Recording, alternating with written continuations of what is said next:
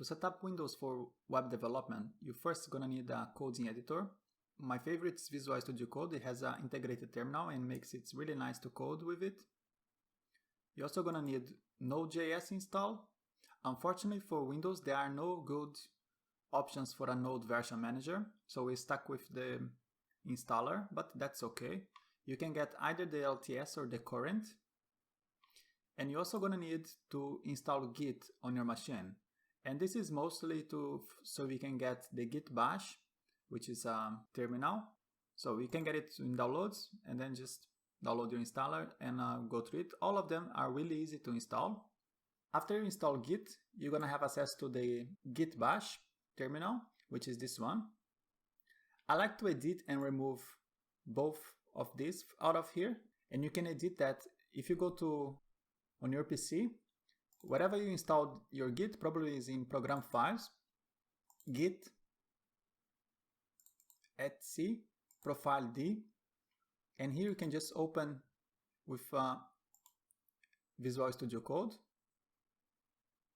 Now when you open, you get this git prompt bash .sh, and what I do, I just remove these 4 lines over here.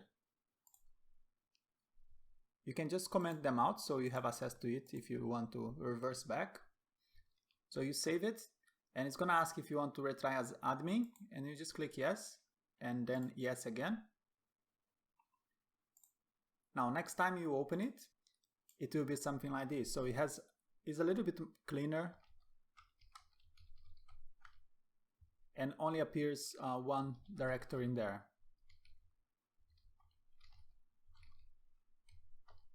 Just like that. It's quite nice. Now next thing you can do is to set up your Visual Studio Code to open Git Bash automatically. So the first time you open your Visual Studio Code and you open the integrated terminal, it will open with the PowerShell. If it's the first time you open, it will ask if you want to configure, but if you open it already and you didn't configure, it's probably not going to show again. But you can do that if you open the settings with Ctrl comma. Now here you can just type terminal. And if you scroll all the way down, here there are the options that you can set for different systems, and we want the Windows. And you just need to put the path to your Git Bash over here. But if you click on this link, you take it to the configuration, and you can just copy here for the Git Bash, and you just need to paste that inside your settings.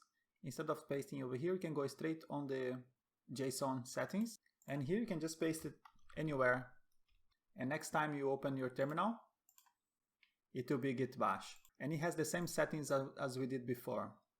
Now every time you're gonna install Git update, it will change that file again. So you can set the file to read only.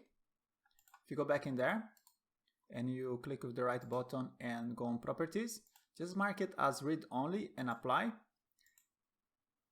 And next time you update, your file is gonna still be the same, and you still gonna have the same configuration as you did. Otherwise the file is gonna get overwritten and you're gonna have to do that again. Now for extensions, I'm only using the Angular language service, the official package, and Prettier, just to format the code to look nice.